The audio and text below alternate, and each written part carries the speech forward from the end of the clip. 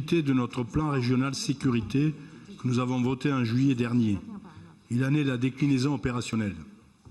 Pour mémoire, le rappel des droits et des devoirs et la suppression des aides régionales en cas de comportement incivique sont des engagements de campagne.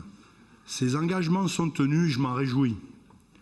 Face à l'indignation des élus de gauche lorsqu'on parle droits et devoirs, je souhaite rappeler que la Déclaration des droits de l'homme et du citoyen de 1789, dans son préambule, dicte à tous les membres leurs droits et devoirs.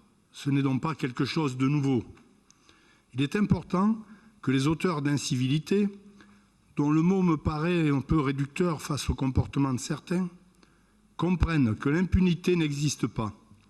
Certes, la gestion de l'État dans ce domaine a laissé penser à trop grand nombre que l'impunité était une évidence. Toute atteinte ou dégradation aux biens et aux personnes, et de manière générale au bon fonctionnement du service public, doit faire l'objet d'une sanction. J'ai quelques exemples en transport scolaire qui ne manquent pas de saveur. Bris de glace avec un marteau de sécurité pendant le roulage du car. Menace dans le car avec un pistolet. Imaginez l'émoi des voyageurs. 1 heure après, les gendarmes se sont aperçus que le pistolet était factice, mais le problème était déjà en cours.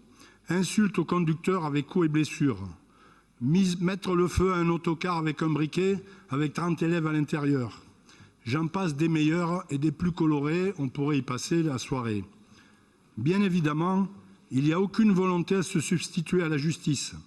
En aucun cas, il s'agit d'aggraver une condamnation pénale, mais bien de sanctionner des frais d'incivilité survenus dans le cadre de l'exécution d'un service public par la collectivité régionale. En outre, il ne s'agit pas ici que des aides facultatives. Chaque individu restera bénéficiaire des services obligatoires. La région ne pourra empêcher un lycéen de suivre ses cours. Néanmoins, cette délibération met fondamentalement en avant la notion de responsabilité. Il n'est pas surprenant que cela heurte une partie des élus d'opposition, notamment les écologistes, davantage habitués à trouver des excuses à toutes les outrances et à toutes les incivilités. Le fait de toucher au portefeuille des individus ou des familles reste l'arme la plus dissuasive.